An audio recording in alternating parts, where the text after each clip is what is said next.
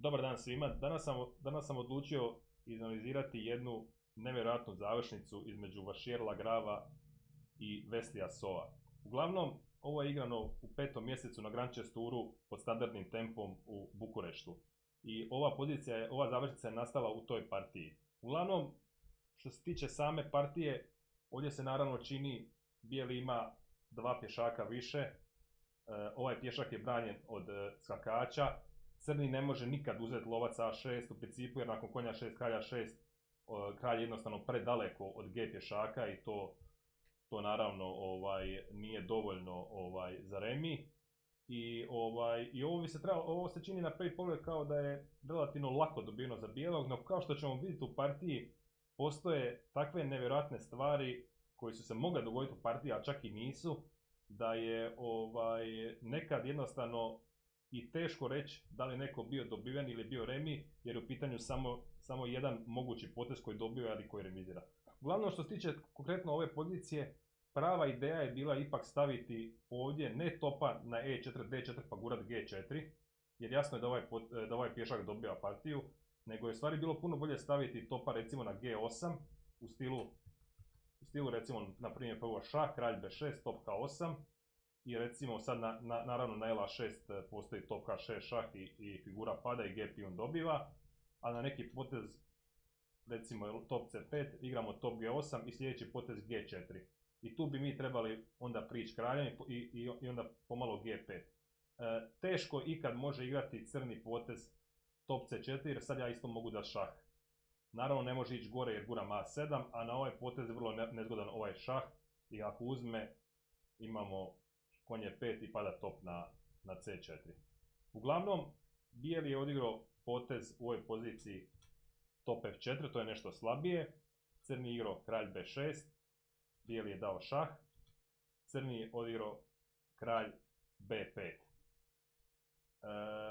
Kao što ćemo vidjeti ovdje, ovo je po meni jedan od ključnih trenutaka u partiji. Nije tu naravno bijeli pogriješio, bijeli je odigrao potez top F8, to i dalje dobiva.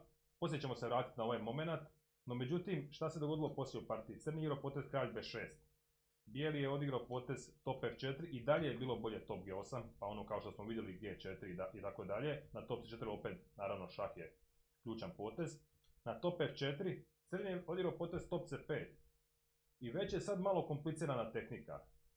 Već opet je bilo bolje ići nazad ili čak dati šah pa staviti top G6, to je jako slično. No međutim, bijeli je odigrao potez G4 i već nakon top G5, u stvari unatoč dva pješaka više, pozicija je remi. No međutim, crni je u stvari poslije opet pogriješio, nakon kralj G3, top G8, top E4, kralj B5.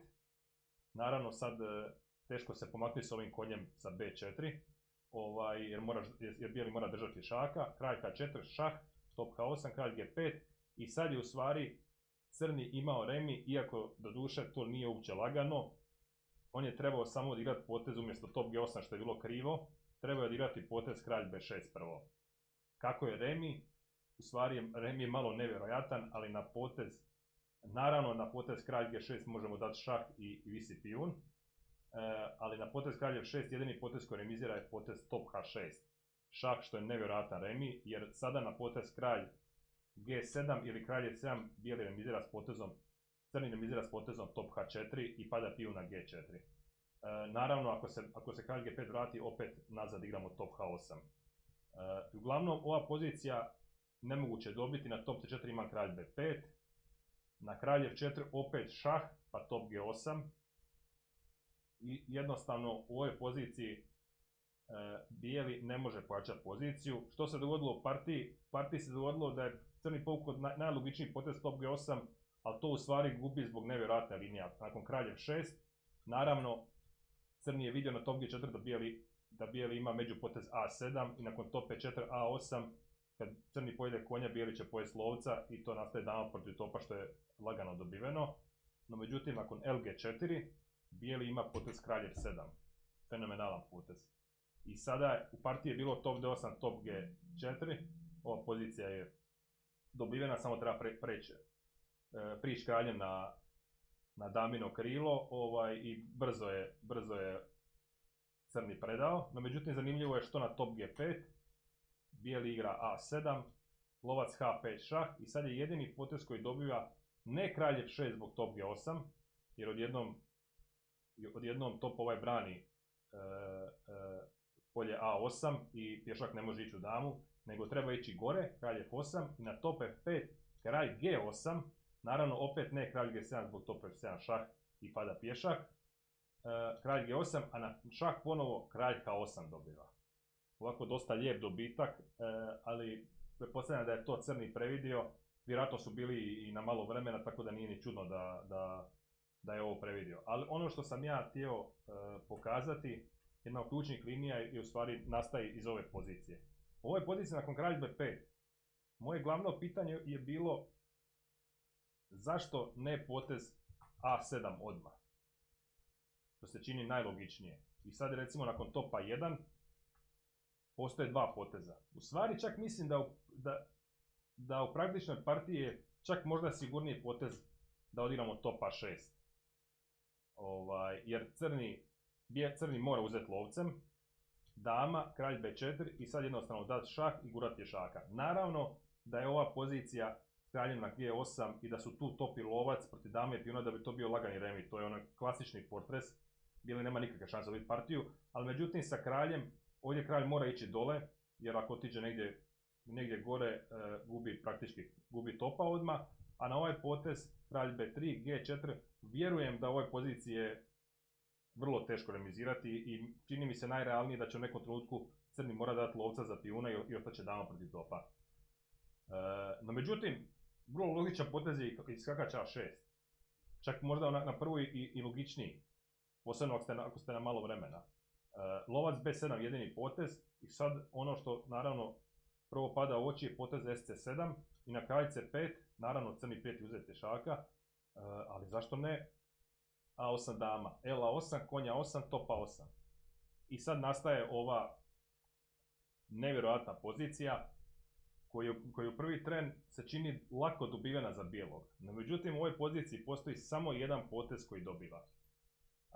Vrlo je u prvi tren kralj je daleko, no međutim treba nekako ipak pogurati ove pješake. Ono što sam, naravno, prvo što čovjek pomisli u ovoj poziciji, zašto ne potez G4?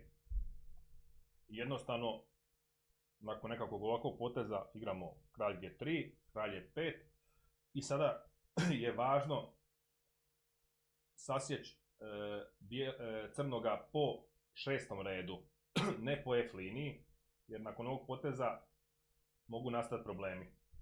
Nakon ovoga, jer je nemoguće pobjeći s kraljem. Ovdje nastaje vječni šah i moramo ići nazad i to više nije dobiveno.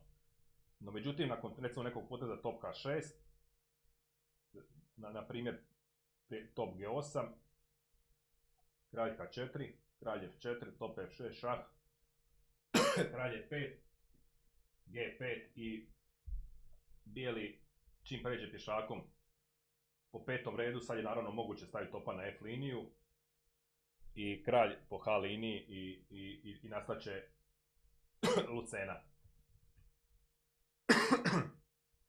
Ovdje je to jasno, međutim, nakon G4 ovdje postoji jedan nevjerojatan potez, ali dosta logičan naravno. Ako bijeli nas reže po 6. redu, zašto mi ne bi njega rezali? Topa 3. Sada bijeli kralj ne može proći. Ako, čak i da uzme još jedan red crnom kralju sa top E6, kralj D5, top E8, kralj D6, samo čekamo. Bijeli ne može jednostavno plaćati poziciju. Na potez G5 jednostavno remizira potez topa 5 i na G6 top G5. Kraljem je nemoguće dati pješaka, a potezi kraljem apsolutno ništa ne donose. Čak i recimo na ovo čekamo na potez top E3, čak možemo ući i u pješačku i svi dobro znamo da je ova pješačka elementarni remi. Međutim, znači G4 ne dobiva. Što dalje? Ako odiramo potez kralj G3, top G8 šah. Kralj F3, ako odiramo kralj K3, opet šah. Kralj G4 šah. Znači opet ćemo morati kralj F3 igrati. kralj F3, kralj D5, kralj prilazi, G4, kralj E5. Na primjer sada, ako odiramo potez top H6, top F8 šah, kralj G3, top F6. Jedini remi, ali vrlo zanimljiva ideja, zato što naravno na top F6, kralj F6 nastaje ponovo elementarna pješačka koja je remi, a taj motiv dopušta ipak crnome da nakon top H8 odigra potez kralj F6 i sad jednostavno je nemoguće više spriječiti kralj F7. Na potez, na primjer top H7, čak možemo odigrati i ovaj potez, iako tu već ima i puno više remija. Uglavnom, naravno, jedna od ideja, ovo je jedina ideja koja remizira, ali je vrlo važna u ovoj poziciji. Naravno, nakon nekog topa 6, opet dolazi u obzir to i sad više nije isto, ali možemo igrati ovaj potez. I sad jednostavno, bijeli ne može više odigrati potez kralj K4. Ne može nikad igrati G5 zbog kralj F5, a ostali potezi, ako čeka, možemo i mi čekati ili čak igrati ovaj potez. Tako da je relativno nebitno. Ali samo trebamo čekati po H liniji. Znači, došli smo do zaključka da je kralj G3 ne dobiva. No, međutim, ovdje je jedna stvar nevjerojatna. Jedan moj prijatelj, kolega Velemajstor, je predložio jedan vrlo zanimljiv potez top G6. Znači, šta je ideja ovog poteza? Ideja je poteza da mogu kraljem ići normalno naprijed na H3, G3 pa na G4, G5 pa G4, da mi ne može dati ovaj šah na G8. No, međutim, na ovaj potez crni remizira na jedan nevjerojatan način za koji nisam uopće siguran da je moguće naći u praktičnoj partiji. Znači, kralj D5, logično, prilazimo kraljem, kralj H3, kralj E5, kralj G4. I ovo je jedna od nevjerojatnih pozicija u topovskim završnicama koje sam vidio u zadnje vrijeme. Uglavnom, jako sam se začudio kad je kompjuter napisao da je ova pozicija remi, samo na jedan način. Jer čini se da jednostavno nema obrane. Znači, bijeli igra sljedeći potez kralj G5, G4, jednostavno kralj stoji krivo, bit će top H6, može kralj H5, G5 i sve to ide onako kako bi trebalo ići. No, međutim, ovdje remizira jedan nevjerojatan potez top E8. Potpuno nelogičan potez i potpuno čudna ideja za top i pješak protiv topa, ali to ćemo vidjeti poslije šta je ideja.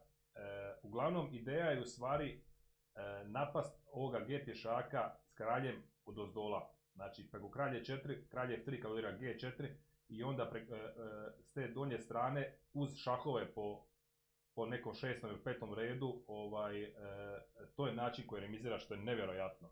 Uglavnom, šta je problem? Znači, ovdje, recimo, bijeli igra potez kralj G5, kralj E4.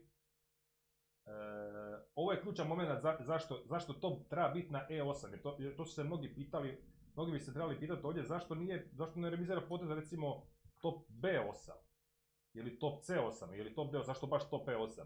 Ali ovo je ključan moment. Sad na kralj E4 bijeli ima potez top E6 šah i kralj mora ići na D liniju. Što stopom na E8 naravno bijeli ne može odigrati. Uglavnom, na potez top E8, kralj G5, kralj E4, G4, sada remizira potez kralj F3. Ovo je baš jako teško, jer inače je netipično da u top pješak protiv topa crni remizira sa ovakvim planom da ti kralj ide odozdola iza G pijuna. Na top F6 jednostavno kralj G3. I jednostavno je nemoguće se braniti od šahova. Prijeti top G8 za pojedin pješaka, na neki potez, recimo kralj F5 koji je jedini normalan potez, igram jednostavno top A8. I na potez G5 sjedi šah i na kralj G6, kralj G4 i ovaj pješak pada. Taj remi je zaista jedan od nevjerojatnijih remija koji sam vidio u nekim završnicama, iako to sve u stvari nastalo, nije nastalo u partiji, nego nastalo u jednoj mojoj analizi. Uglavnom ovdje moguće igrati potez kralj H5, ali tu odmah kralj treba ući na ovo polje F4 i davati otpor. Na top F6 možemo igrati kralj G3 naravno. Još jedna nevjerojatna stvar, recimo što na jedan pričekni potez G3. Sada treba ipak igrati, znači sad više top F7 nije dobro. Zašto? Zato što je top Topu je idealno davati šahove na G liniji sa G8, jer na G7 je malo kratak, što ćemo vidjeti ovdje. Znači kralj G5, kralj E4, G4, kralj F3, isti motiv, ali s topom na E7 nije remi. Top F6, kralj G3, naravno na potez top G7 šah, top F6 je bio šah, kralj G3 i top A6. I sad šta je problem? Na potez top E5 možemo igrati kralj F6, a na potez top G7 dobiva potez kralj K5, jer sad na top K7 kralj G6 dobiva, a na top G4 imamo ovaj šah i na kralj E4 osvajamo topa sa topa 4. Tako da na G3 top E7 remizira, ali šta igra drugo? Top H8. Sada je dobro. Zašto? Na kralj G5 kralj E4 opet. I opet na G4 kralj F3. Nevjerojatan opet remi, top F6 kralj G3. Slično na kralj F5, naravno top F8. Vrlo zanimljivo. Šta je problem? Problem naravno poteza top H8 ovdje, što opet može igrati potez kralj G5 i na kralj 4 dati šah, jer sada s pionom na G3 smo imali kralj F3, a ovdje nemamo kralj F3 i čim odigramo kralj D5, bijeli dobiva. Uglavnom, nevjerojatan remi na top G6, sad koliko je to realno da će neko vidjeti u partiji ne znam, jer je top E8 užasno težak potez. Uglavnom, na kraju od svega, još je mogući ovaj potez, međutim i to ništa ne donosi. Jednostavno ovdje se G pion jednostavno predaleko. Ne može, bijeli jednostavno ne može i kralja i pješaka gurat kako bi htio. Šah. Uglavnom, cijelo vrijeme se šahira dok recimo ne napadne topa i onda možemo komotno igrati top G3. I jednostavno kralj stoji bez veze na F7. Uglavnom, u ovoj poziciji jedini potez koji dobiva je nevjerojatan potez top H6. Uglavnom, nama je ideja, i u stvari prilično lako dobija što je nevjerojatno, nama je ideja igrati potez kralj H3, kralj H4, G4 i G5 i dobivamo. Ali ključno je ipak uzeti ovu H liniju crnom topu.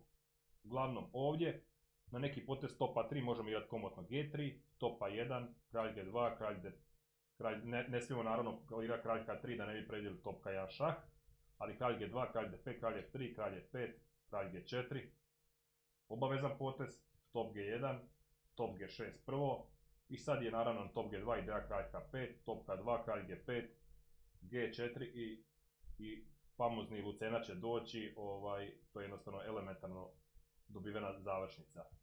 Na potez top G8 možemo igrati kralj K3 i G4. Šta on može igrati? Jedino kralj D5, kralj K3, kralj E5, G4, top G8, kralj K4, kralj F4, top F6, kralj E5, G5, top H8, kralj G4 i ovo je, znači sljedeći potez će biti top A6 i jednostavno ide G6, kralj G5, kralj K5, kralj K6 i jednostavno kralj je vrlo loš na E5 jer ne može proći na 6. red zbog bijelog topa. Uglavnom, jedna recimo partija, završnica koja nije nastala, čak, iako je zanimljiva bila i sama završnica koja je nastala u partiji, ali ova topovska nije ni nastala u partiji, ali je nevjerojatan primjer u stvari u partiji posebno top H6 bijeloga, jedini dobitak iza crnoga u onoj jednoj varijanti top E8 remi, to su nevjerojatni potezi, tako da neko kaže da je bio dobivena da je morao odigrati top H6 ili da neko kaže da je bila pozicija remija, da je jedini remi top E8, to se teško može neko vaditi na to jer je to baš jako teško ako se ne zna unaprijed, jer pretpostavlja se da je tu malo vremena, ali čak nisam siguran da igrač ima jedno 20 minuta da li bi uspio vidjeti jedan i drugi potez, jer je baš